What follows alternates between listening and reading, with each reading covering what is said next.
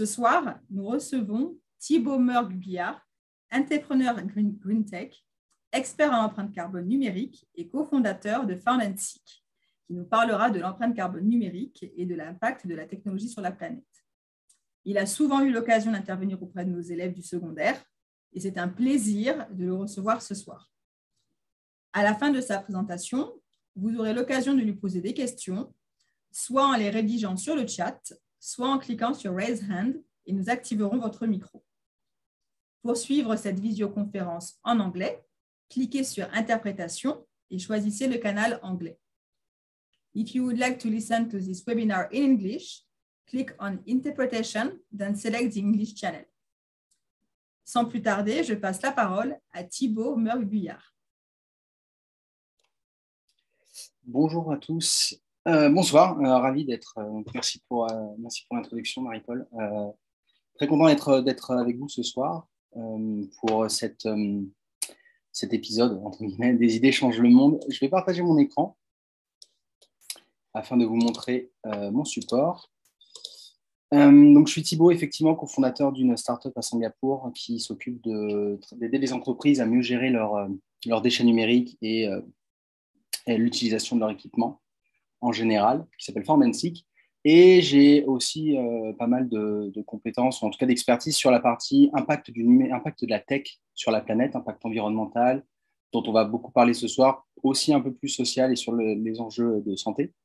Mais voilà, mon expertise est plutôt là-dessus pour comprendre un petit peu pour vous donner finalement une grille de lecture sur ces sujets-là qui sont malgré tout dans les médias peu développés et en tout cas dont on entend peu parler, en particulier en Asie. Donc du coup, j'ai décidé d'appeler cette présentation donc Introduction au numérique responsable ou, petit sous-titre, l'impact de la tech sur la planète. Donc ce soir, on va parler tech, on va parler d'infrastructures, on va parler de téléphone portable, beaucoup, et on va parler aussi, vous verrez, de tarte tatin, mais ça c'est pour plus tard. Du coup, j'aime bien commencer tout d'abord par vous donner quelques petites définitions pour les gens qui ne seraient peut-être pas totalement au courant du vocable de la partie de tout ce qui est sustainability et développement durable. Donc, on va commencer par gaz à effet de serre. Donc, gaz à effet de serre, finalement, on parle beaucoup du CO2, mais il y a aussi le méthane, il y a aussi le N2O, pardon. Mais en fait, on les appelle sous l'appellation commune de GES, donc gaz à effet de serre. C'est en fait tous ceux qui vont contribuer au réchauffement climatique et à l'accroissement de l'effet de serre dans l'atmosphère. Empreinte carbone, c'est finalement le poids en termes d'émissions de CO2 d'un bien ou d'un service. Ça se calcule en grammes, en kilos et parfois en tonnes, voire en mégatonnes et en gigatonnes. Enfin, on va aussi parler de device et de tech. Device, c'est plutôt la partie équipement, dont on pourrait dire équipement en français. Mais ici, device, je vais davantage parler sur tout ce qui va être équipement consommateur, donc les smartphones, les tablettes, les laptops, les ordinateurs portables. Et la tech, ça va être finalement tout le numérique. Le nom dont on parle en français, ça va vraiment être le digital, entre guillemets, le numérique, donc tout ce qu'on fait sur Internet et comment ça se passe. Voilà, donc après ce préambule, j'aime bien toujours commencer par finalement démarrer par comparer l'impact, donc l'empreinte carbone, vous savez ce que c'est, l'empreinte carbone d'un exposé sur Louis XIV versus 10 km en SUV hybride. Alors, ça peut paraître un peu anodin comme question, mais finalement, vous allez voir que derrière cette question un peu bateau, il y a des vrais enjeux environnementaux. Alors, en exposé sur Louis XIV, on peut le décomposer sous forme de plusieurs éléments. Le premier, pour faire un exposé sur Louis XIV, il va falloir faire 4 recherches sur Google pour comprendre comment on a pu perdre la Louisiane au cours du XVIIe siècle. Ouais, c'est 17e, ouais, peut-être début 18e d'ailleurs. Ensuite, évidemment, regardez le secret d'histoire sur Louis XIV en HD sur YouTube. 1 heure de cours sur Zoom avec le ou la prof d'histoire afin de bien cadrer l'exposé, ce qu'on attend, la deadline, etc. L'email avec une pièce jointe pour envoyer le brillant exposé et célébrer le 19/20 en achetant 3 t-shirts sur Lazada. Donc voilà, on va dire qu'un exposé sur Louis XIV, de façon très simple, c'est ça, versus 10 km en SUV. Et quand il s'agit en fait de transformer et de comparer l'empreinte carbone entre l'exposé et les 10 km en SUV, on réalise que l'exposé pèse plus lourd et émet plus de CO2.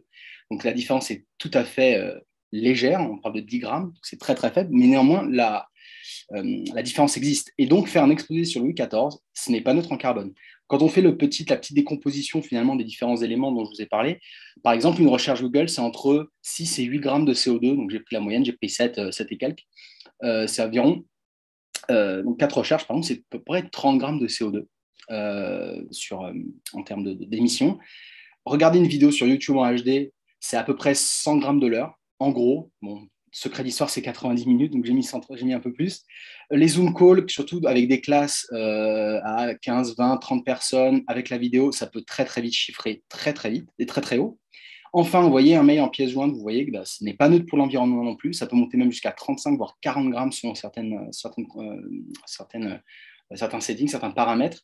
Et enfin, encore une fois, acheter un t-shirt sur Lazada, c'est-à-dire que le total, le process complet d'achat, je ne parle même pas de l'envoi ou de l'envoi de la commande, je parle juste de l'acte d'achat. Sinon, pareil, ce n'est pas neutre en carbone. Et tout ça relevé et comparé avec le SUV. Donc voilà, une fois que j'ai posé un peu cette idée pour vous montrer que finalement le numérique, ce n'est pas neutre en carbone et que même si on parle de dématérialisation, il y a beaucoup, beaucoup de choses derrière tout ça et c'est ce qu'on va faire ce soir. Hop. Donc, numérique responsable, pourquoi au fait? En fait, vous le savez très bien, le changement climatique, c'est partout. Les nouvelles plus alarmantes chaque semaine, des rapports toujours plus accablants. Vous avez aussi une petite question, un petit sondage juste avant pour vous demander quelle était finalement l'empreinte, enfin, combien représentait le numérique avec un grand N sur les émissions de gaz à effet de serre au monde. Je ne sais pas ce que vous avez répondu, mais toujours est-il qu'aujourd'hui, ça représente à peu près 4% des gaz à effet de serre. Ça peut paraître peu, mais les tendances sont plutôt assez exponentielles et on est sur de plus en plus. Je veux dire que ce chiffre devrait doubler d'ici 2025. C'est 4% maintenant, mais on va vite arriver, si on ne met pas de garde-fou, on va vite arriver autour de 10%. Et il faut savoir que 4% des émissions de gaz à effet de serre, c'est l'équivalent de l'aviation pré-Covid. Donc, encore une fois, on n'est pas non plus sur des choses totalement négligeables. Et enfin, il faut changer avant qu'il ne soit trop tard. C'est juste ce dont je parlais juste avant. Le numérique nous concerne tous qui et où que nous soyons. Donc, n'attendons pas que le phénomène soit hors de contrôle. Donc, une fois que les jalons sont posés, on va discuter maintenant un peu de quoi on parle exactement. Et en fait, ce qu'on fait, c'est qu'on utilise la tech, donc Internet, donc tout le numérique finalement pour communiquer, échanger, commercer, jouer et travailler. Et pour faire tout ça, on a toujours besoin de 3 piliers. Le premier pilier, c'est les devices. Donc, ce dont je vous parlais juste avant, ça va être en fait ce sur quoi, c'est le point d'accès, d'accord? C'est vraiment ce sur quoi, à partir de quoi on va mener les actions. Donc, ça va être un laptop, un smartphone, ça peut être évidemment une tablette. Il y a ensuite les réseaux, donc ce qu'on a, la box Wi-Fi à la maison, c'est du réseau, mais il y a aussi tout le câblage, il va y avoir aussi tous les câblages entre entreprises, tous les câblages menés et déployés par les entreprises comme Singtel, beaucoup plus gros qu'un petit câble Ethernet comme vous le voyez ici. Et enfin, les data centers. Les data centers, on va vraiment imaginer ça comme des espèces d'énormes machines, enfin des énormes ordinateurs qui en fait vont faire du processing de données et en fait relier relier tous les devices les uns avec les autres. Pour vous donner une allégorie une petite comparaison un peu plus simple, pour vous imaginer le rôle de chacun dans tout cet écosystème, il faut imaginer que le numérique, c'est un peu comme une ville. Vous avez les devices, donc ça va être les gens, les voitures, les camions, donc tout ce qui va transiter, tout ce qui va bouger. Vous allez avoir les réseaux, d'accord, qui vont déplacer la donnée, donc qui vont déplacer ces voitures, déplacer ces personnes, donc ça va être les routes. Et les data centers, on peut imaginer ça davantage comme, on va dire, les endroits où les gens vont échanger. Les malls, les écoles, les entreprises, bien évidemment, les condominiums, les HDP, etc., etc. Donc voilà, tout le numérique se repose sur l'utilisation, la construction et le recyclage de ces 3 grandes catégories d'équipements. Il n'y a pas de numérique sans équipement. Même quand on va vous dire cloud, ça, derrière, il y a forcément un data center quelque part. Et petite subtilité, petite anecdote, l'image que vous voyez en haut à droite, là, avec le montage, en fait, c'est censé être le nouveau data center qui va être déployé à Jurong, à Singapour. Ce serait le nouveau data center de Facebook. Alors, c'est un projet qui est en stand-by parce que le gouvernement singapourien a décidé, pour des raisons dont on peut parler plus tard, finalement d'arrêter ce projet, ou en tout cas de le mettre en veille pour des raisons justement environnementales. Parce que créer une nouvelle infrastructure comme ça prend évidemment, comme vous allez voir, beaucoup de ressources. Et en fait, pour vous expliquer un peu donc, ces 3 piliers, je parle toujours du cycle du numérique, vous allez comprendre. Il y a 4 grands streams. Et on va commencer par le plus important, le manufacturing, donc la production de tout ce qu'on a. Donc la production des devices, la production des réseaux et la production des data centers. Et il faut savoir que produire ces trois piliers, ces trois types d'éléments, c'est près de 70% de l'empreinte totale de la tech, donc du numérique sur la planète. Donc, encore une fois, c'est le plus important. C'est-à-dire que la première chose à réfléchir, c'est peut-être acheter différemment. Et alors, pour vous donner des exemples sur ces questions-là, comme tout commence avec le manufacturing, produire nos devices, donc juste nos équipements de consommateurs, d'accord, ça représente 35% de l'énergie totale consommée par le numérique et plus de 75% des ressources. Donc, et je ne parle bien évidemment que des devices, c'est-à-dire que je ne parle même pas des data centers, bien évidemment, des réseaux, de tout ce qui va être équipement d'entreprise. Non, là, je vous parle uniquement de ce qu'on achète, nous, en tant que personne. D'accord. Et il y a dans le monde aujourd'hui environ 3 milliards de devices. Donc, effectivement, ce n'est pas si étonnant de voir que ça représente autant dans l'empreinte carbone générale parce qu'il y a un effet de masse. D'accord. Donc, le deuxième pôle va vous expliquer en fait aussi le rôle des minéraux. Mais au-delà de l'empreinte carbone, juste avant de parler de ça, la production engendre bien évidemment tout un tas de problèmes environnementaux, d'empreinte carbone, d'émissions de gaz à effet de serre, mais aussi la destruction d'écosystèmes, de parcs agricoles, génère du stress hydrique et parfois même de la déforestation. Donc, il ne faut pas voir ça uniquement comme juste des émissions de CO2. Manufacturer et produire un équipement, un device, ce n'est pas neutre pour l'environnement. Et il faut savoir qu'en fait, acheter à chaque fois un nouvel équipement, c'est potentiellement avoir un gros impact sur l'environnement. Et ce sont des impacts qui sont, comment on dit, délégués, outsourcés, donc vraiment envoyés, délocalisés, pardon, c'est moi, je cherche le mot français. C'est un impact qui est délocalisé, mais qui existe. Encore une fois, ce n'est pas parce que j'achète un smartphone à Singapour que derrière, il y a quand même toute une chaîne de valeur qui va avoir tout un tas d'impacts sur l'environnement. Les exemples sont ici. Et pour terminer, j'aime bien pour dire aussi qu'on parle d'autre chose que de 2-3 minéraux. Hein. Dans un smartphone, on trouve plus de la moitié du tableau de Mendeleïev. Donc, je ne sais pas, ça va peut-être rappeler des mauvais souvenirs de cours de physique à certains et certaines, mais dans un smartphone, vous allez voir, dans un smartphone, dans un équipement, il y a beaucoup, beaucoup, beaucoup de choses. Et quand on veut en fait expliquer un peu finalement la décomposition en fait du poids carbone et de l'impact environnemental d'un équipement, on parle de sac à dos écologique, donc en anglais ecological rucksack. C'est un concept qui a émergé en Allemagne dans fin des années 90, fin des années 90, qui en fait lie un bien ou un service à un poids en CO2 et un poids en ressources. Alors, à la base, c'était plutôt que du CO2, c'est-à-dire, je ne sais pas, l'empreinte purement de CO2 liée à la production de quelque chose, mais au final, on a un peu affiné, les chercheurs ont affiné la définition et ont rajouté d'autres choses que les empreintes que le CO2. Et alors, par exemple, acheter un laptop, ça consomme 200 kg d'énergie fossile, donc la production et le shipment, ça représente 200 kg d'énergie fossile, soit à peu près autant qu'un vol Singapour-Hong Kong. Oui, ce sont des vraies données. J'ai toutes les sources, donc s'il y en a qui sont intéressés pour avoir les sources, je serais ravi de les partager, mais c'est ça. 600 kg de minéraux extraits, donc je vous ai mis quelques exemples. Il y a du palladium, il faut savoir qu'il y a de l'or aussi hein, dans les devices, beaucoup dans les smartphones, enfin beaucoup, 0,4 g dans les smartphones environ, de l'indium pour la partie tactile, de ce qu'on appelle des terres rares qui sont donc rare earth en anglais. Terres rares, c'est vraiment des minéraux très spéciaux dont on pourra parler si vous avez des questions à ce sujet, mais ce n'est pas l'objectif de ce soir, mais aussi du lithium, du cuivre, etc., des choses un petit peu moins exotiques. Et ça consomme enfin 2,5 tonnes d'eau douce. Il y a un indicateur qui s'appelle le Virtual Water, qui est en fait un indice supplémentaire qu'on superpose en fait au sac à dos écologique que vous voyez ici, qui en fait aussi rapporte un bien ou un service, la production d'un bien ou d'un service par rapport à la consommation d'eau. Et il faut savoir qu'acheter un laptop, c'est 2,5 tonnes d'eau environ. Alors, les études sont très, très différentes, donc j'ai pris une moyenne. Mais en tout cas, ça représente à peu près la consommation mensuelle d'un citoyen ou d'une citoyenne française. Encore une fois, ce n'est pas rien. Une fois qu'on a parlé du numérique, de la production, du manufacturing, on peut parler enfin de l'utilisation des données, ce dont on parle beaucoup en fait dans les médias.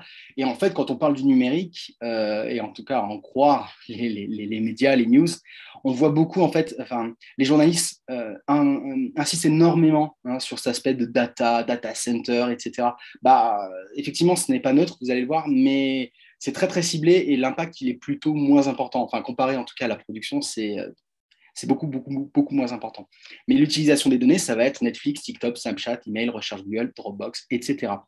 Et pour en parler et rentrer un peu plus dans le détail, il faut déjà commencer par voir que le trafic en ligne a explosé et a été multiplié par 20 entre 2014 et 2020. Ce n'est pas une blague, il y a 20 fois plus de données qui transitent sur Internet en 2020 qu'en 2014. C'est énorme. Et alors, la raison pour laquelle on assiste à ça, c'est parce qu'en fait, on a de nouvelles habitudes de consommation. De tels chiffres s'expliquent par la popularisation des vidéos, des performances toujours plus élevées et, bien évidemment, et en Asie, on est particulièrement bien placé pour le savoir, une augmentation croissante et très croissante, très rapide des utilisateurs. En fait, il faut voir que l'augmentation de la middle class, l'élargissement du middle class, comporte tout un tas de nouvelles habitudes de consommation, numérique notamment. Cette croissance a tendance, pour info, un petit astérisque, a tendance à se stabiliser dans les pays développés, mais les pays émergents poussent tellement fort que c'est eux en fait qui vont porter la majorité du trafic mobile. Mais le fait que le jour où, on aime bien dire ça dans le numérique responsable, mais le jour où Facebook a mis en place et a commencé à uploader les vidéos, 2014, c'est là où on a commencé à avoir une augmentation vraiment énorme du trafic en ligne, parce qu'une vidéo, c'est beaucoup plus lourd qu'une image, parce que c'est une succession d'images, et en plus, il y a de l'audio. Et enfin, on parle de sobriété, un gros mot. Ma foi, peut-être bien, on parle beaucoup de sobriété, en tout cas de plus en plus, que ce soit de la sobriété dans ce qu'on mange, mais aussi de la sobriété dans ce qu'on fait en ligne, d'où l'appellation numérique responsable. Mais c'est quand même, aujourd'hui, on est vraiment à l'âge de pierre, c'est vraiment ce que j'aime bien dire, l'âge de pierre du numérique responsable et l'âge de pierre du numérique tout court. Il faut savoir à peu près que chaque année, un citoyen d'un pays développé comme Singapour ou la France reçoit dans nos boîtes mail l'équivalent de la moitié de l'empreinte carbone d'un citoyen ou d'une citoyenne indienne. C'est énorme. Et les mails qu'on reçoit, c'est la moitié de l'empreinte carbone d'un Indien ou d'une Indienne. Voilà. Aujourd'hui, c'est ça, le numérique. Alors, j'ai mis ce petit gif à côté, réaction commune à la vue du slide suivant. En général, c'est effet garanti. Il faut savoir qu'en fait, qu'est-ce qu'on fait sur Internet? Eh bien, ce qu'on fait, c'est de la vidéo. Et c'est pour ça qu'en fait, ça fait rebond en fait, à ce que je disais juste avant sur l'évolution des habitudes de consommation. 80% du trafic en ligne, c'est de la vidéo. Donc, c'est-à-dire que tout le gaming, tous les sites web que vous voyez, tous les partages de documents, tous les emails que vous allez envoyer, c'est 20%, grand maximum, de tout ce qui se passe sur Internet. 80%, c'est de la vidéo. Et quand on fait la répartition, la petite décomposition de ces 80%, alors ça ne va pas donner foi en l'humanité, je suis désolé, mais dans ces 80%, il y a 5 blocs principaux.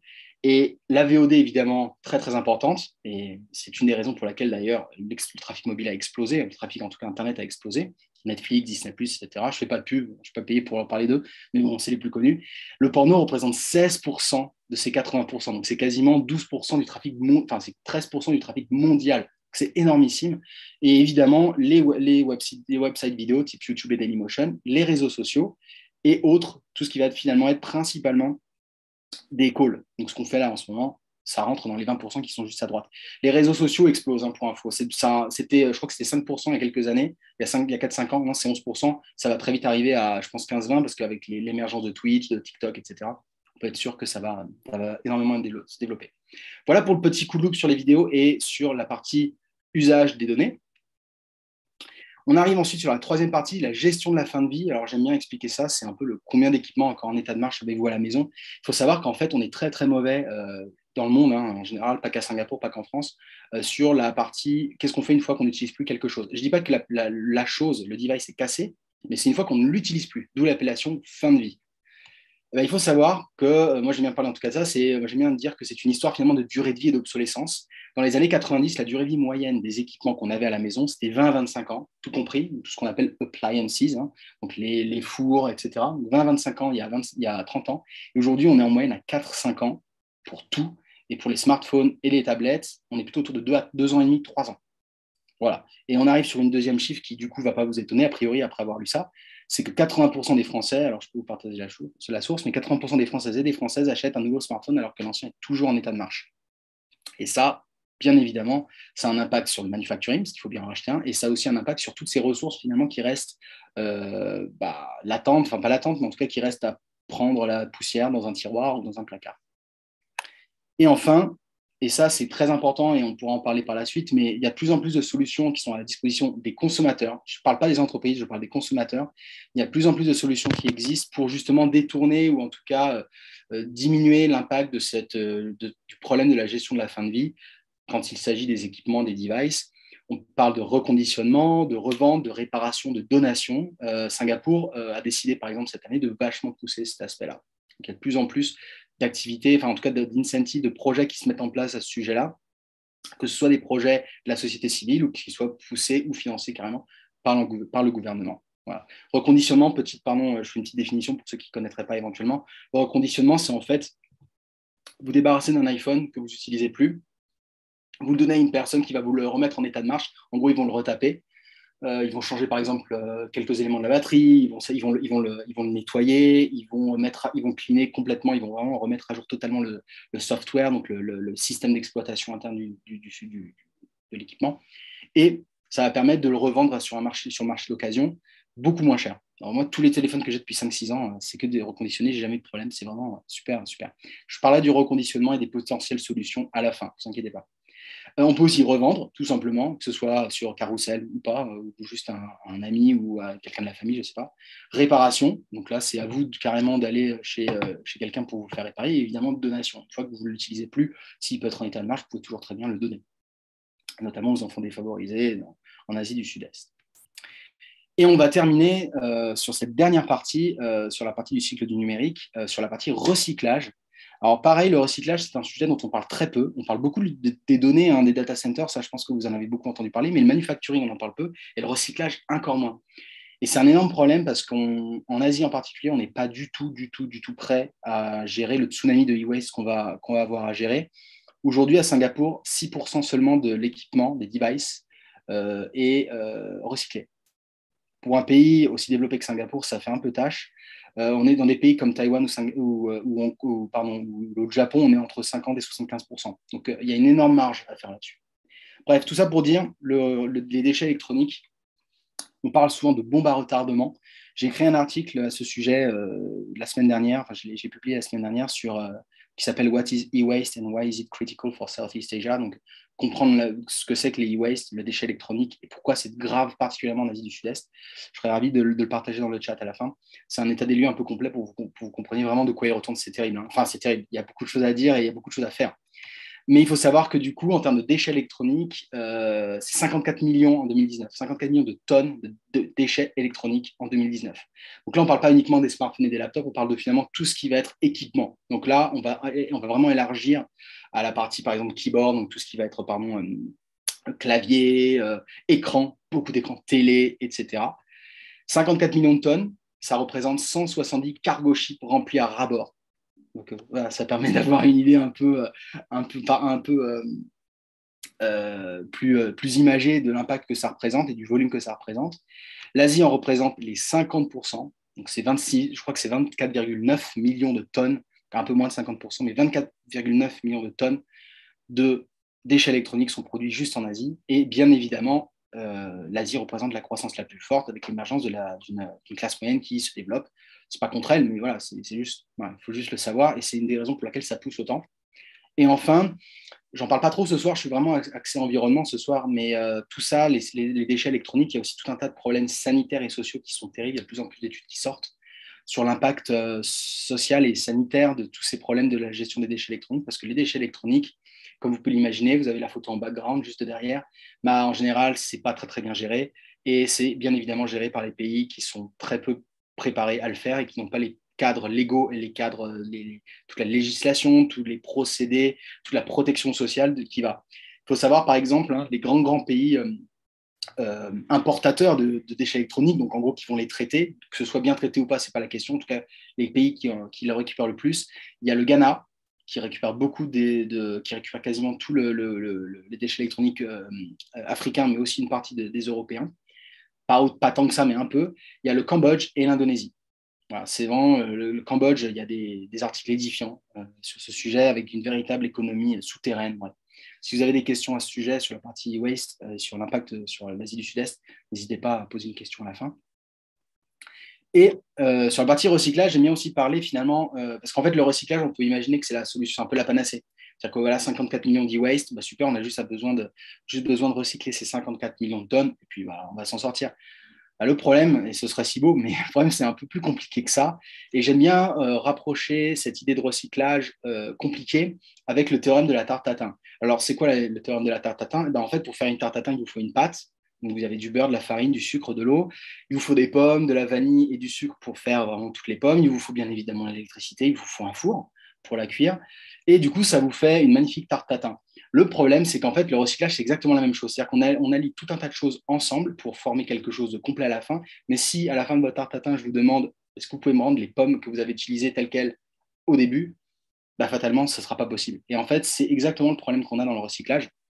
C'est que recycler, ce n'est pas si simple parce qu'on a tendance à miniaturiser beaucoup de choses, parce qu'on a aussi tout ce qu'on appelle des usages dispersifs des minéraux, par exemple le cobalt, etc., qui font que recycler, déjà, techniquement, ce n'est pas possible de recycler à 100% pour des raisons, tout un tas de raisons minérales et physiques. Et quand bien même on pourrait recycler à 99,x%, bah en fait, on ne peut pas parce que les équipements qu'on design, les équipements qu'on manufacture aujourd'hui, qui sortent des usines, ne sont pas faits, ne sont pas prêts à être recyclés de façon industrielle. Et ça, c'est un problème énorme que, s'il faut il y a quelque chose qu'il faut que vous reteniez ce soir, c'est ça, c'est que les équipements ne sont pas produits et conçus pour qu'ils soient recyclés. Je ne dis pas que Apple, par exemple, ou Samsung, c'est des grands démons, ce n'est pas la question, mais c'est juste qu'aujourd'hui, je pense que les consommateurs devraient commencer à se poser la question de savoir comment mettre la pression finalement sur ces entreprises-là, sur cette industrie manufacturière qui est quand même, qui détient quand même une grande partie du problème sur la partie recyclage, au moins recyclage en tout cas. Et je termine en général en disant que finalement tout ça c'est que le début. J'ai même pas parlé de la new tech, donc la nouvelle vague de la tech, la 5G, la blockchain, l'Internet des objets. Donc vous avez aussi l'intelligence artificielle ou ce qu'on appelle le quantum physics, donc la physique, la quantum computing. Donc le quantum computing, c'est en fait utiliser la physique quantique pour intégrer ces logiques-là dans des ordinateurs et dans des capacités de calcul plus importantes. C'est un peu compliqué. Mais tout ça pour vous dire que les tendances sont très, très, très à la hausse et on n'est pas prêt on n'est pas prêt d'arriver à une stabilisation d'ici les 10 prochaines années, voire 20, 30 prochaines années. D'où l'intérêt de réfléchir sur notre consommation, mais aussi sur nos usages. Mais heureusement, et je terminerai quand même là-dessus, parce que finalement, il faut quand même avoir. La tech n'est pas, et le numérique n'est pas un grand. C'est pas le grand Satan, hein, absolument pas. C'est juste qu'il faut avoir tout ça en tête pour pouvoir prendre des décisions par la suite. Du coup, heureusement, la tech peut aussi servir à rendre le monde meilleur. Typiquement, donc la blockchain, pour ceux qui ne connaissent pas, c'est une sorte de plateforme décentralisée de prise de décision et de sécurisation de transactions, pour faire très simple. Mais The Plastic Bank a développé en Asie du Sud-Est et en Afrique une plateforme de recyclage grâce à un écosystème basé sur la blockchain. En gros, comment ça fonctionne? C'est assez simple. Ils ont déployé une plateforme en ligne et en fait, chaque personne qui va remettre par un système blockchain, chaque personne qui va mettre dans la petite poubelle là les bouteilles ou le déchet plastique qu'ils ont récupéré, et ben en fait, grâce à cette plateforme là, on va être sûr de rétribuer la personne qui l'a bien mise. Il n'y aura pas de falsification de sujet, de je l'ai fait, mais c'est en fait mon copain qui l'a fait, etc., etc. Donc c'est en fait une plateforme sécurisée, fiable et juste de la gestion du plastique. Et ce que ça permet, finalement, ça permet une meilleure gestion des déchets, bien évidemment, plastique en tout cas, et une vie meilleure pour des milliers de personnes. Deuxième exemple, très bref, sur l'IoT, donc l'Internet des objets, Internet of Things. Il y a Dallas, donc Sensus, qui est une entreprise d'IoT, une entreprise un peu de tech, qui a déployé dans la ville de Dallas, en Géorgie, un système intelligent de gestion des eaux par le biais de l'IoT. En fait, ce qu'ils ont fait, ils ont mis des capteurs sur toutes les plomberies, sur les châteaux d'eau, etc. Ces capteurs remontent des informations sur une plateforme centralisée dans le cloud, enfin une plateforme centralisée en gros, donc avec des ingénieurs qui voient les détails et les data, les résultats tous les jours. Et en fait, selon ce que les capteurs vont remonter en termes d'informations, et ben en fait, il y a un système sûr et en temps réel qui repose sur l'IoT qui va en fait s'assurer que tout est bien géré de façon optimisée. L'IoT, c'est vraiment des choses qu'on peut rapprocher sur l'optimisation. La blockchain, c'est plutôt la sécurisation, la fiabilisation. Ce n'est pas tout à fait les mêmes sujets, mais ça peut se combiner aussi. Hein, mais voilà, on est sur des sujets un petit peu différents. En tout cas, et ça, c'est un sujet très intéressant et j'aime bien en parler de ce sujet-là parce que finalement, ça permet de montrer qu'on peut combiner économie d'énergie, économie d'argent, mais aussi développement durable. Parce que chaque mois, grâce à ce système-là, on estime, en tout cas, Sensus estime, préserver 12 000 $, économiser à la ville de Dallas 12 000 $ par mois, mais aussi 15 millions de litres d'eau par mois aussi. Donc c'est, encore une fois, loin d'être négligeable et il y a des tas et des tas et des tas d'exemples sur ce sujet-là. Donc la tech, il faut toujours s'interroger sur l'usage. Le numérique, c'est ni bon ni mauvais, ça dépend énormément en fait de ce qu'on va en faire après. Donc effectivement, Il y a des usages qui sont, dont on pourra parler par la suite, hein, mais il y a des usages qui sont, qui sont moins bons pour la planète. Et il y a des usages comme celui-ci qui, a priori, est un peu meilleur, quand bien même il faut quand même, bien évidemment, ce n'est pas neutre en carbone tout ça. Hein. Il faut produire les capteurs, il faut les déployer, il y a la plateforme qui va tourner à base d'électricité derrière, etc. Donc tout ça, c'est très compliqué et ça nécessite à chaque fois des analyses de coût-opportunité, toujours. Bref, du coup, when do we get this thing started? Il y a pas mal de choses qu'on peut mettre en place. Alors, ça pourrait prendre, on pourrait parler des heures, hein, sur les solutions à faire. C'est un peu une des choses que j'étudie beaucoup et sur laquelle j'écris. Il y a beaucoup de choses à faire. Mais je vous ai listé là quelques petites solutions qui peuvent être déployables dès ce soir, parce que c'est important de donner l'état des lieux, mais aussi de donner les premières pistes d'amélioration de la situation, parce que sinon c'est un peu facile de critiquer tout le temps. En tout cas, si vous avez des questions davantage vraiment sur la partie quelle solution pour tel type de cas d'usage, n'hésitez pas à poser cette question. Donc ce qu'on peut commencer, c'est déjà par la partie manufacturing. En fait, réduire la pression sur l'achat. Acheter moins, acheter mieux et acheter plus responsable. Alors, acheter moins, acheter mieux, c'est acheter des devices reconditionnés ou des modèles responsables.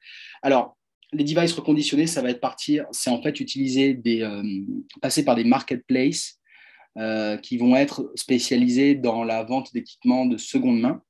Donc, il y a Ribello à Singapour, il y a Back Market en France, il y a aussi Jagophone en Indonésie. C'est la première chose. Alors, évidemment, encore une fois, ce n'est pas neutre, hein, un équipement reconditionné. C'est en général, c'est quand même pas rien. Je crois que c'est 45 kg de CO2 sauvegardé minimum. Donc, c'est quand même, voilà, c'est pas neutre, hein, de passer par là. Ce n'est pas zéro, mais c'est toujours moins.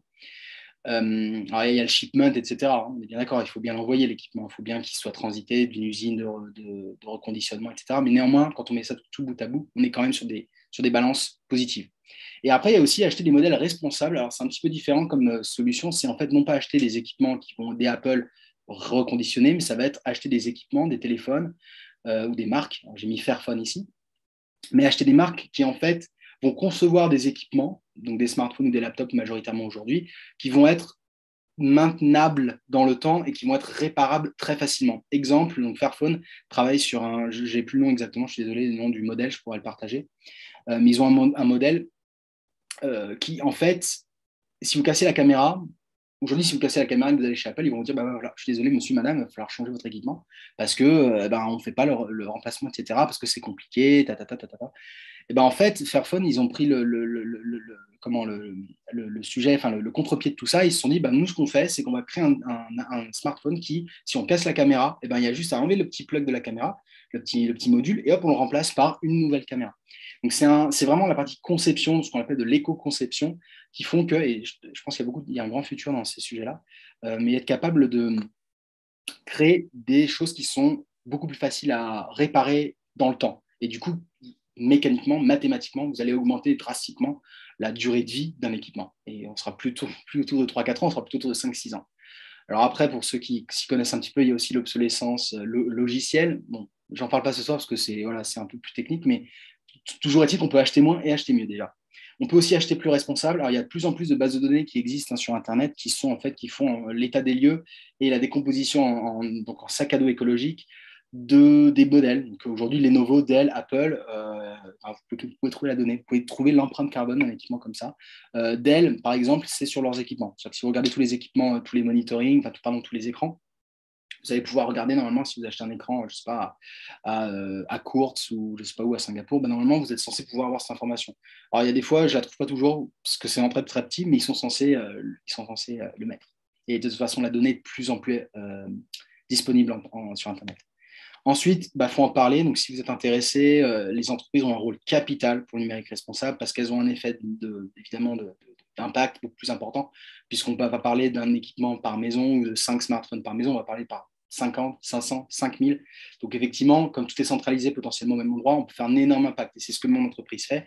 Nous, on part vraiment du point de vue de la partie B2B, donc entreprise et non pas consommateur. Parce que consommateur, finalement, ça fait plus appel au cœur et on peut le faire, finalement. Une entreprise, il faut mettre en place tout un tas de processus, tout un tas d'infrastructures pour pouvoir recycler, reconditionner des équipements reconditionnés ou recycler 50 ou 500 smartphones. Ce n'est pas aussi facile que de le faire que pour un ou deux, évidemment.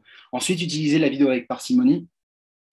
Alors, j'ai mis ma vidéo là, je l'ai mise. Bon, vous regardez mon écran, donc c'est un peu normal. Mais effectivement, si pas de vidéo sur Zoom, si possible. Et quand on regarde YouTube et qu'on n'a pas besoin de regarder la vidéo, on peut mettre en 144p. Moi, c'est ce que je fais tout le temps. Pour ceux qui travaillent en entreprise et qui ont la main sur ces sujets-là, il est possible de plus en plus d'avoir des systèmes de ce qu'on appelle de monitoring, en gros, qui permettent en fait de forcer les utilisateurs à être sur la plus basse définition. Voilà. Alors Netflix, ils ne le font pas vraiment. Je sais que c'est en cours de discussion. Ils sont en train d'essayer de parler là-dessus, mais bon, c'est pas tout à fait. C'est un peu compliqué pour eux.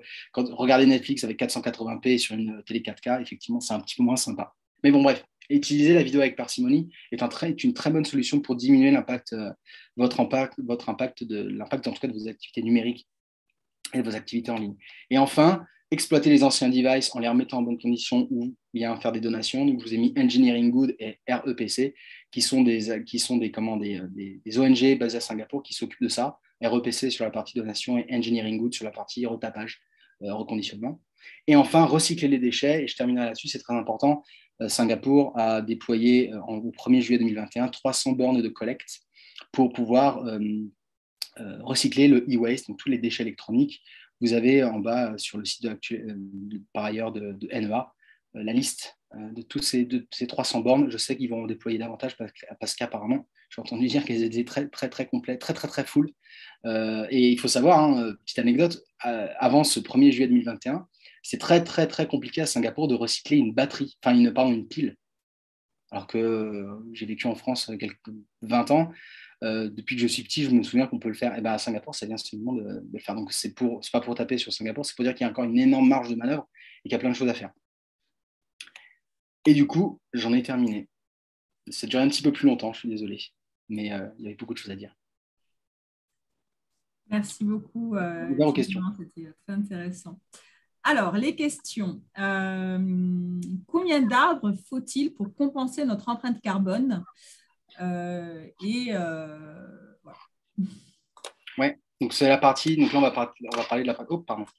On va parler de la partie offsetting, ce qu'on appelle offsetting. Donc, cette partie offsetting, c'est finalement c'est un petit peu différent. C'est au lieu de réduire la consommation, on va s'acheter, entre guillemets, je ne critique pas, mais c'est un peu s'acheter plus une bonne conscience et replanter des arbres ou replanter des forêts pour pouvoir un petit peu rattraper en fait cette empreinte. Alors, ça dépend beaucoup. La capacité de stockage de carbone n'est pas la même pour tous les arbres. C'est un peu compliqué. C'est des sujets qui ne sont pas si simples à répondre. Ce qui est sûr, c'est qu'un peuplier ou un pin va absorber moins que de l'ébène ou un olivier, par exemple, pour des raisons de conception. Tout ça pour dire qu'il y a de plus en plus de calculateurs quand même sur Internet où vous pouvez faire un breakdown, enfin une décomposition de tout ça. Ce qui est sûr, c'est qu'il en faut beaucoup. Voilà, c'est pas, en plantant un arbre, vous n'allez pas vous acheter une bonne conscience en ayant acheté un nouveau téléphone. Non, on va plutôt être sur un volume de 15, 20, voire selon l'équipement, ça peut monter jusqu'à 50. Voilà. Et c'est pas, on est sur des, c'est pas si, ça coûte cher de planter des arbres. Oui. Merci. Alors, deuxième question. Combien de carbone est relâché ou consommé lorsqu'on allume notre ordinateur? On n'a pas parlé de quelque chose qui est très important quand on parle du numérique et de l'empreinte carbone du numérique sur l'environnement, c'est la localisation. Qu'est-ce que j'entends par là? Quand on achète un équipement, bon, il faut l'envoyer, il faut le produire, etc. Et bien évidemment que selon où on est dans le monde, ça va jouer un certain rôle. Par exemple, l'acheter en Asie, vivre en Asie et acheter un équipement en Asie, il va faire moins de kilomètres que si vous l'achetez aux États-Unis probablement ou en France. Bon. Première chose. Deuxième chose, en fait, c'est qu'il faut avoir que l'aspect localisation est très important sur la partie utilisation parce qu'en fait, vous utilisez de l'électricité pour allumer votre ordinateur. Et en fait, selon comment cette électricité est produite, bien évidemment que si vous êtes sur une électricité renouvelable, à base d'énergie renouvelable, ou si vous êtes sur une électricité à base de charbon, évidemment, ça va être très, très, très différent. Et en fait, selon les pays où on va être, l'empreinte va être totalement différente de ce point de vue-là. Donc, c'est très compliqué. Mais ce qui est sûr, c'est que pour produire l'électricité, il faut brûler du combustible ou en tout cas faire du renouvelable. Et dans tous les cas, on parle par exemple, à Singapour, 97% de l'électricité qu'on consomme est produite par la combustion de gaz naturel. Voilà. Donc, ça va dépendre beaucoup du mix énergétique et aussi de l'endroit où le serveur est déployé. Donc, si vous avez un serveur aux États-Unis, il faut qu'il traverse le Pacifique, etc. Il y a vraiment un aspect de localisation. Je suis désolé de ne pas donner une solution, une réponse tout à fait franche, parce que finalement, c'est beaucoup plus compliqué que ça. Et c'est encore, c'est une question qui est intéressante parce que ça prouve bien qu'on est sur des sujets qui ne sont pas si simples que ça. Et il faut toujours prendre un peu de recul, de hauteur, pour pouvoir donner une réponse complète. Du coup, l'utilisation de VPN, c'est quelque chose qui doit consommer énormément d'énergie. Bah, oui, c'est vrai que VPN, d'un point de vue purement environnemental, en fait, on duplique, voire plus, le potentiel. En gros, on utilise deux connexions Wi-Fi. En fait, un VPN, comment ça fonctionne? C'est donc vous êtes à Singapour, vous vous connectez à un serveur qui est quelque part. Et en fait, ce que le VPN fait, c'est qu'il rajoute une couche entre l'endroit où vous êtes et l'endroit où vous allez. Il va mettre, par exemple, il y a beaucoup de VPN aux États-Unis ou en Russie. Donc, au lieu de faire, par exemple, vous allez être sur Singapour pour avoir accès à Netflix, donc probablement des serveurs américains. Donc, au lieu de faire Singapour, États-Unis, vous allez faire Singapour, par exemple, Russie et États-Unis. C'est la première chose. Donc, fatalement, il y a plus, ça consomme davantage parce qu'on élargit, on allonge la durée de la distance, mais aussi que ça dépend beaucoup de l'endroit où ça va être. Encore une fois, si on est sur des serveurs qui sont gérés par des pays qui consomment beaucoup de charbon pour produire leur électricité, oui, ça va être bien pire. Il faut vraiment avoir cet aspect, j'en parle pas parce qu'on ne peut pas tout brosser en 25-30 minutes, mais l'aspect vraiment de localisation est très important. Et l'énergie, en tout cas sur la partie usage et utilisation des données, tout dépend en fait de l'endroit où vous êtes. Le reste, pas tellement, mais cet aspect, ouais. D'accord. Juste pour revenir sur tout ce qui était replantage d'arbres, on a eu un commentaire qui nous disait que ce qui était le plus efficace pour le offsetting, c'était les mangroves. Oui, alors les mangroves, je ne suis pas du tout expert. C'est vrai que les mangroves sont plutôt pas mal. Je crois qu'il y a une histoire de densité. Les mangroves sont beaucoup plus denses que des forêts de pins, par exemple. Et je crois qu'aussi, il y a une histoire de système aérobie, non? Je crois quelque chose comme ça. Genre, ce sont des systèmes qui peuvent avoir beaucoup plus de mini-écosystèmes, il y a beaucoup plus de vie en fait dans une mangrove. Je crois qu'il y a une histoire comme ça. Une histoire comme ça. Mais je ne m'avance pas plus parce que je ne suis pas du tout expert sur la partie offsetting.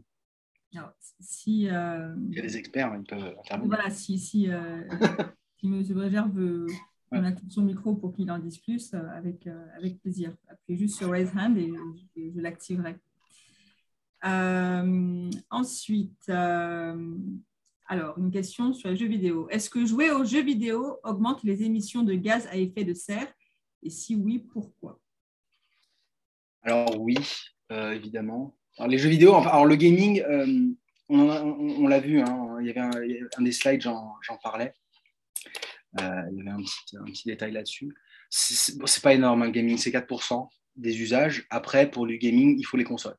Et bien évidemment, quand je parle des 4% de trafic Internet, je n'inclus pas tout ce qui va être acheter la Nintendo Switch ou la PS5 pour pouvoir faire tourner tous les jeux. Donc, il y a toujours pareil, il y a une histoire de manufacturing, d'impact environnemental assez lourd. Je suis si quelqu'un a des informations là-dessus, je serais très intéressé. Je n'en ai pas trouvé, je n'ai pas les données sur, par exemple, le poids environnemental d'une Switch. Je serais très intéressé de savoir, pour voir à peu près si on est au niveau d'un laptop ou d'une télé ou je ne sais pas. Mais oui, le gaming consomme fatalement parce que c'est mécanique et qu'il faut bien des devices pour s'amuser dessus. Et évidemment que les jeux en ligne vont consommer un peu plus. Après, très honnêtement, c'est pas ce qui plombe le compte de résultat entre guillemets à la fin du mois. Voilà. Mais oui. Alors, comment peut-on connaître le lien entre CO2 et data? Alors, celle-là, elle n'est pas facile, celle-là. CO2 et data, ça dépend encore une fois beaucoup de la donnée, de la source d'énergie. C'est-à-dire que plus un pays va être, plus l'infrastructure réseau, l'infrastructure data center va se reposer sur sur de la consommation, sur des combustibles fossiles pour pouvoir générer l'électricité, plus ça va être important. Ça, c'est évident. Après, et en fait, d'ailleurs, hein, c'est quasiment 90% au moins de l'impact environnemental de la data est lié à l'endroit et en fait à la production de l'électricité nécessaire pour mener à bien cette data et la transiter d'un data center à un autre, etc. Après, ce qui est sûr, c'est qu'il y a aussi, au-delà de cet aspect data, il y a l'aspect usage derrière. C'est-à-dire qu'il y a des usages, on ne peut pas décider d'arrêter tout. Il faut aussi prendre des décisions de façon peut-être réfléchir certains usages, différencier. Par exemple, je ne sais pas, un hôpital aujourd'hui repose sur une infrastructure et sur des données. On ne va pas décider d'arrêter les données juste parce que certains font de la blockchain ou des choses comme ça. Il y a aussi des sujets où tout est tellement numérisé que s'arrêter d'un coup, ou en tout cas faire des coupes budgétaires entre guillemets sur certains endroits peut avoir des tas de conséquences. Et là, le fait de la difficulté qu'on a aujourd'hui, quand il s'agit de la donnée, c'est de ce qu'on appelle isoler l'acte unitaire en ligne. C'est qu'aujourd'hui, acheter un t-shirt sur Lazada, bah, ça peut paraître évident, mais c'est très compliqué à calculer en termes d'empreinte carbone, parce qu'il faut avoir une transparence totale sur les infrastructures de Lazada derrière. Je ne parle même pas de l'envoi, je parle uniquement de la donnée. Ça va dépendre encore une fois d'où vous êtes, etc. Mais encore une fois, quand on regarde les équipements, par exemple un smartphone, 80% de son empreinte carbone, c'est de la production, ce n'est pas l'usage, par exemple. Voilà. Donc, encore une fois, achetons mieux, achetons plus responsable et achetons moins. Ce sera déjà une énorme partie du problème. Après, on pourra s'amuser à faire des sites web un peu plus éco-responsables. Mais on peut le faire aujourd'hui, mais ce n'est pas la priorité, ce n'est pas ce qui change vraiment. Et est-ce que vous sauriez, alors, une question intéressante, quel est le pays qui a la plus petite et la plus grande, du coup, les deux extrêmes, empreinte digitale carbone? Alors ça, j'avais fait une recherche, parce que j'ai souvent ces questions, alors j'avais recherché. Ce qui est sûr, c'est que, en tout cas, le postulat de départ, déjà, c'est très important quand on parle d'empreinte carbone au niveau d'un pays, il faut avoir en tête le volume et le par tête. Exemple, juste petite mise en bouche, aujourd'hui, la Chine, de très loin, génère beaucoup plus de CO2 que tous les autres pays dans le monde, 28%, mais il faut prendre en compte le nombre de personnes qu'il y a et en fait ce qu'on appelle l'historique des émissions. C'est-à-dire que la Chine, elle émet seulement depuis vraiment 50 ans maximum. Les pays européens, les États-Unis, on émet du CO2 depuis beaucoup plus longtemps. Voilà, ça c'est une première chose. Il faut prendre le temps, il faut prendre le nombre de personnes et le nombre d'habitants par pays. Ce qui est sûr par contre, c'est que comme j'avais fait la recherche, le pays avec la plus petite empreinte carbone, c'est les îles Féroé. Voilà, parce que c'est tout petit, bien évidemment, et même par tête, c'est les plus faibles. Par contre, ça a quand même doublé en 20 ans. Donc, c'est microscopique, mais ça a quand même doublé en 20 ans. On est sur des tendances qui sont ridicules par rapport au reste du monde, mais voilà, même eux augmentent. Et le Groenland, petit truc rigolo, le Groenland a quasiment pas d'empreinte carbone, c'est quasiment nul. Il n'y a quasiment pas de réseau, donc en fait, ils ne peuvent rien faire.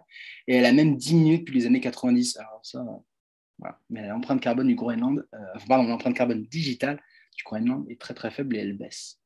Et du coup, vous pensez que c'est volontaire cette baisse ou en fait Ils n'ont pas du tout pris le virage entre guillemets. Alors, le Groenland est un pays assez intéressant.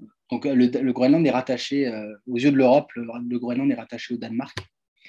Et il faut savoir que le Groenland a été l'objet de beaucoup de discussions à la Commission européenne et aux différents conseils.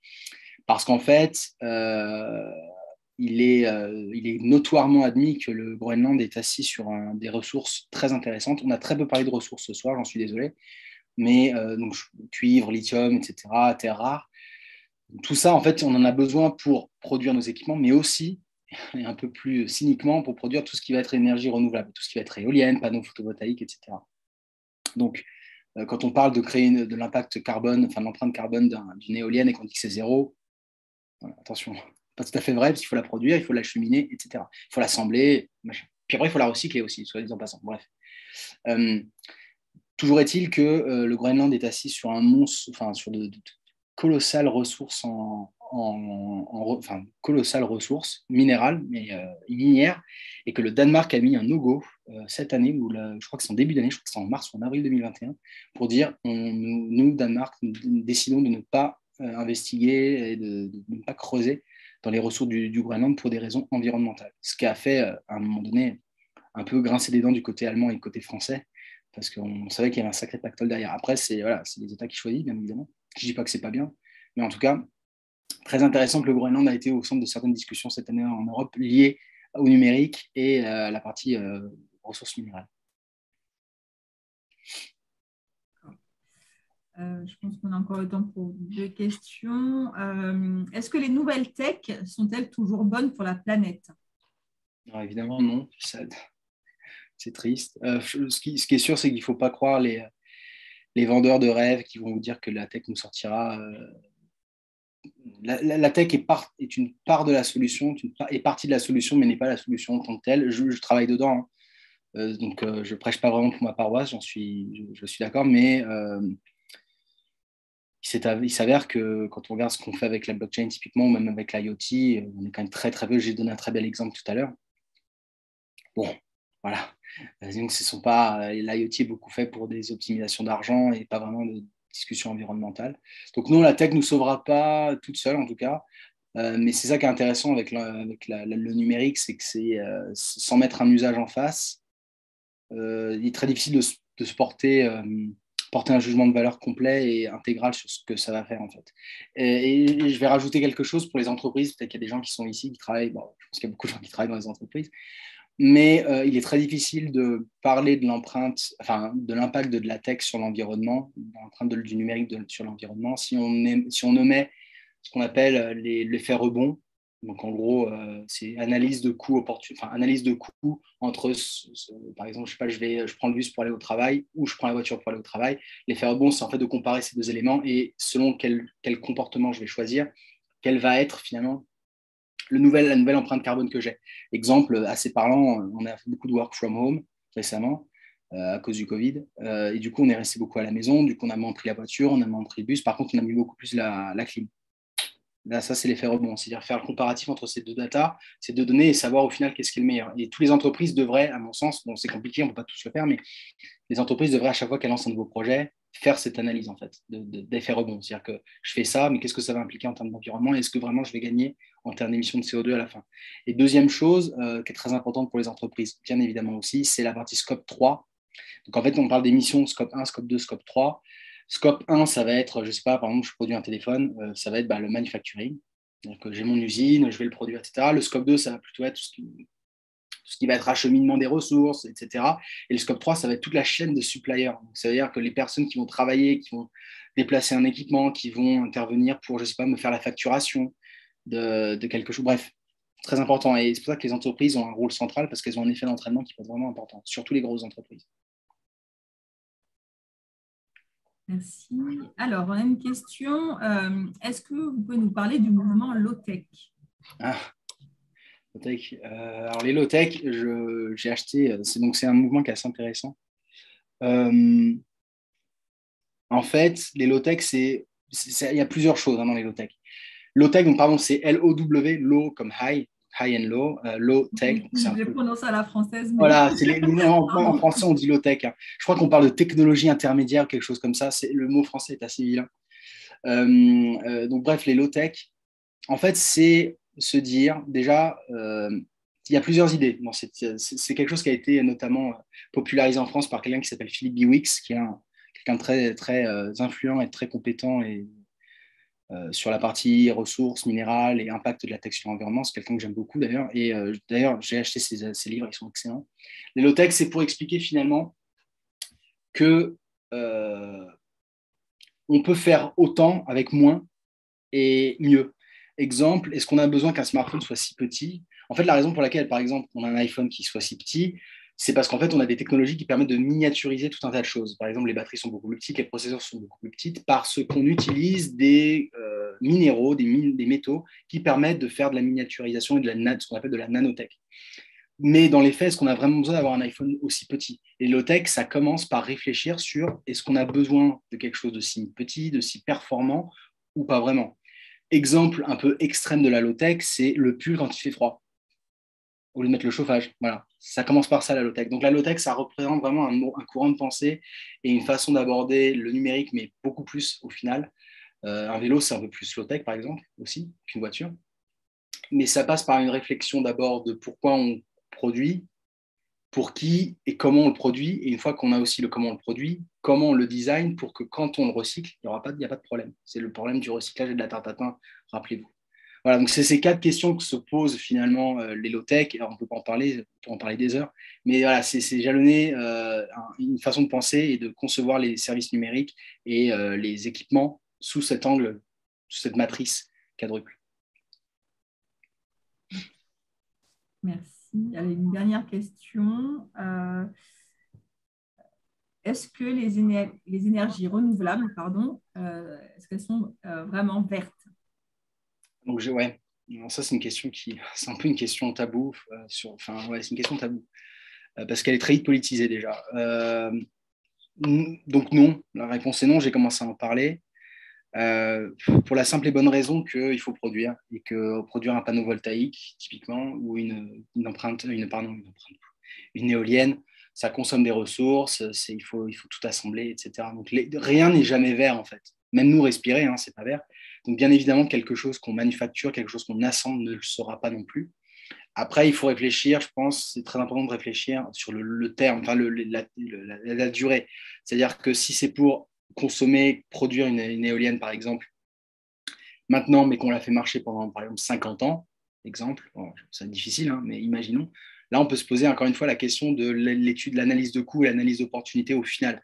C'est-à-dire que, OK, l'empreinte carbone de produire un équipement de cette éolienne, ça va être ça. Par contre, sur 50 ans, on sera presque tranquille. D'accord.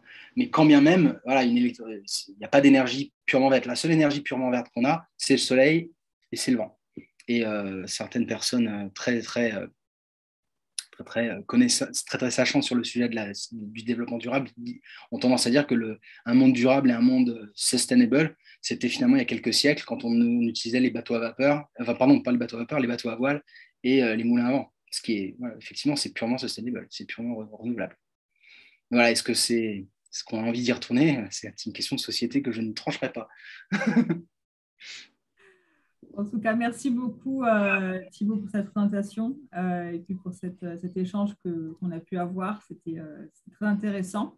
Merci encore d'avoir été avec nous et donc, je vous retrouve donc la semaine prochaine pour un nouveau numéro donc, des idées changent le monde. Merci, au revoir.